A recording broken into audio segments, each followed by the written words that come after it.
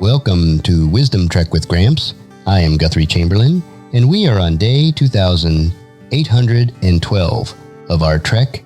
The purpose of Wisdom-Trek is to create a legacy of wisdom, to seek out discernment and insights, and to boldly grow where few have chosen to grow before. The title for today's Wisdom-Trek is Surrounded but Secure, the Strong Right Arm of the Lord. In our previous episode, we took our first steps into the magnificent landscape of Psalm 118, focusing on verses 1 through 9. We heard the massive, joyful choir of Israel, the priests, and all who fear the Lord, declaring that his faithful love endures forever. We also listened to the deeply personal testimony of a leader who was trapped in a narrow, suffocating place, but who was miraculously rescued and brought into the wide open spaces of God's grace. That powerful realization led us to conclude that it is infinitely better to take refuge in the Lord than to put our trust in earthly princes. Today, we are moving forward on our trail, trekking through the second movement of this grand, festive song. We will be exploring Psalm 118, verses 10 through 18, in the New Living Translation. As we open our Bibles, we must keep the historical and theological setting firmly in our minds. This is the very climax of the Egyptian Hallel, the collection of psalms sung during the Passover. These are the very words that echoed in the mind of Jesus Christ as he left the upper room and walked into the dark, terrifying olive grove of Gethsemane.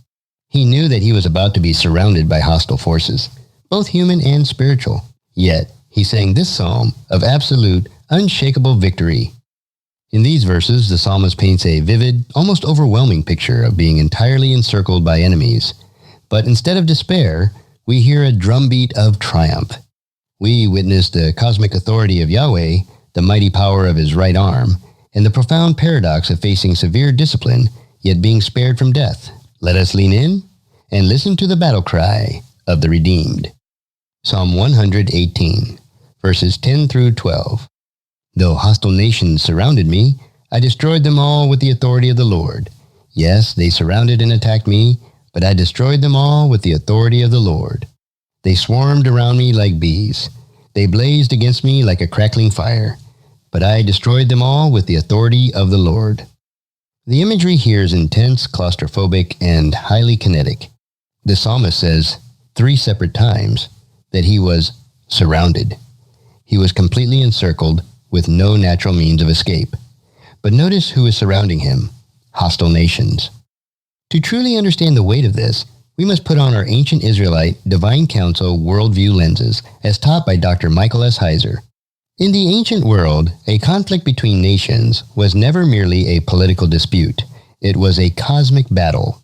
According to Deuteronomy chapter 32, verses 8 and 9, the nations of the world had been disinherited by Yahweh at the Tower of Babel and placed under the authority of lesser, rebel spiritual beings.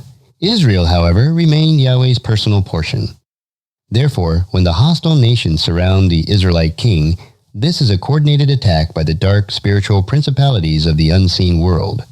They are attempting to snuff out the light of God's kingdom on earth. The psalmist uses 2 vivid, terrifying metaphors to describe this onslaught. First, he says, "They swarmed around me like bees." If you have ever accidentally disturbed a beehive, you know the absolute blinding panic of that moment. Bees attack from every possible angle. They are relentless, chaotic, and their stings produce compounding agony. Second, he says, "They blazed against me like a crackling fire." In the original Hebrew, this is specifically described as a fire of thorn bushes. Dry thorns burn with incredible, explosive heat and a blinding, intimidating flash. But what happens to a fire of thorns? It flashes hot, it makes a lot of terrifying noise, but it burns out almost instantly. It has no lasting fuel. This is exactly how the psalmist views the hostile demonic forces of the world. They swarm, they sting, and they blaze with intimidating fury, but they have no staying power against the Creator.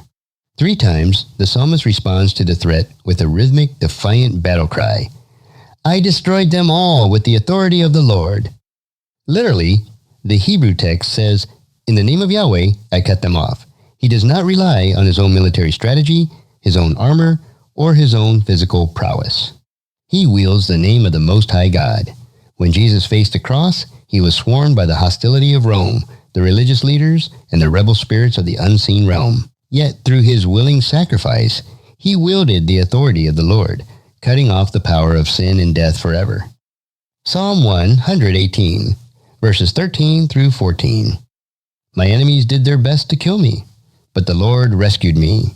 The Lord is my strength and my song. He has given me victory. The psalmist moves from the broad, chaotic swarm of the nations to a deeply personal, targeted attack. My enemies did their best to kill me. The literal translation is incredibly violent. You pushed me violently so that I was falling.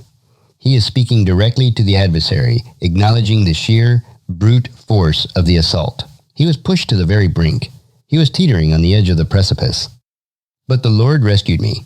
Yahweh reached out his hand, caught his servant mid-fall, and pulled him back from the edge of the abyss. Verse 14 is a direct, deliberate quotation of an older, highly famous song. The Lord is my strength and my song. He has given me victory.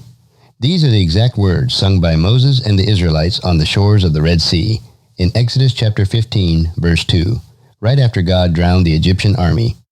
By quoting the Song of the Sea, the psalmist connects his present, personal deliverance to the great, historical deliverance of the Exodus. Because this is the Passover festival, the connection is absolutely brilliant. The God who split the sea and crushed the Egyptian gods is the exact same God who catches you when the enemy pushes you over the edge. He is our strength when we are weak. He is our song when we have lost our voice. And he is our ultimate, eternal salvation. Psalm 118, verses 15 through 16. Songs of joy and victory are sung in the camp of the godly. The strong right arm of the Lord has done glorious things. The strong right arm of the Lord is raised in triumph. The strong right arm of the Lord has done glorious things. The scene shifts from the lonely, personal battlefield to the vibrant, joyful encampment of the righteous. Imagine walking through the tents of the Israelites.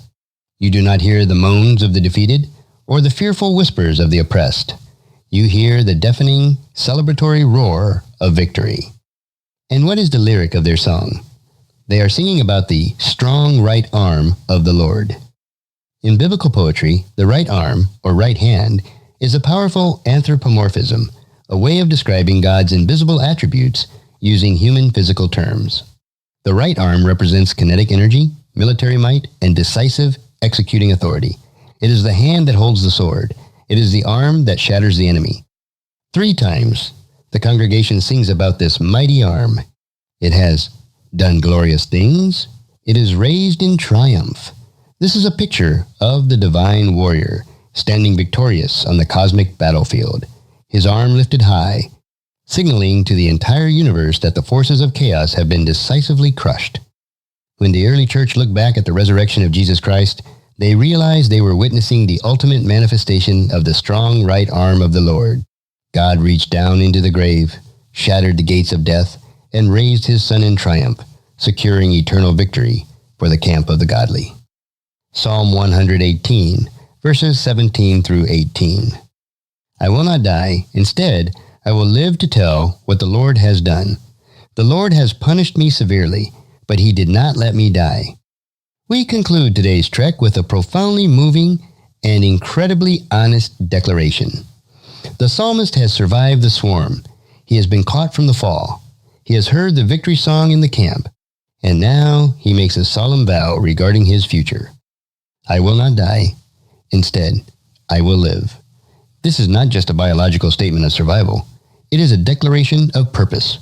He is not just going to exist. He is going to live with intentionality. And what is that intention? To tell what the Lord has done. The purpose of our survival, the purpose of our deliverance, is to become a living, breathing testimony of God's grace. We are rescued so that we can recount his glorious deeds to the next generation. But verse 18 offers a startling dose of theological reality. The Lord has punished me severely, but he did not let me die. Wait a minute. I thought it was the hostile nations and the wicked enemies who pushed him? Yes, they did. But the psalmist recognizes a deeper, overarching sovereignty at work.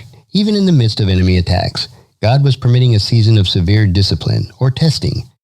The Hebrew word for punished or disciplined here is yazar. It implies correction, instruction, and the painful process of character formation. God allowed the swarm of bees and the crackling fire to refine his servant. It was a severe, agonizing trial, but the boundary lines were firmly drawn by the Creator.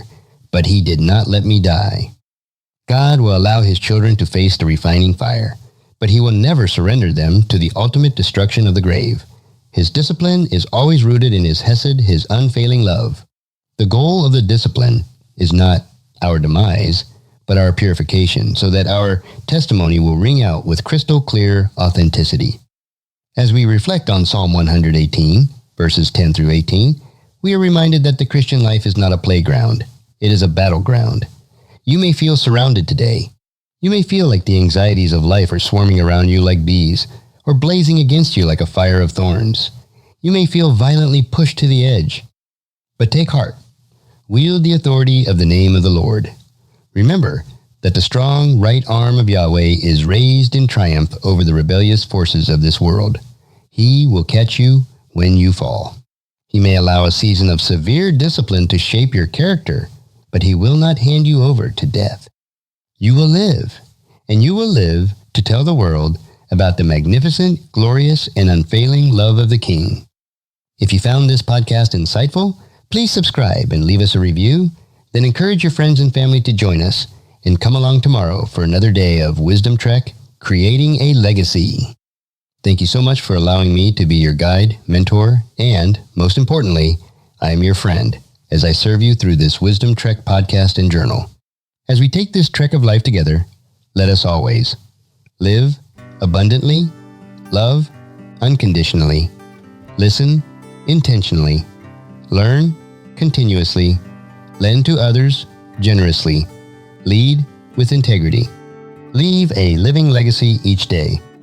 I am Guthrie Chamberlain, reminding you to keep moving forward, enjoy your journey, and create a great day every day. See you next time for more daily wisdom.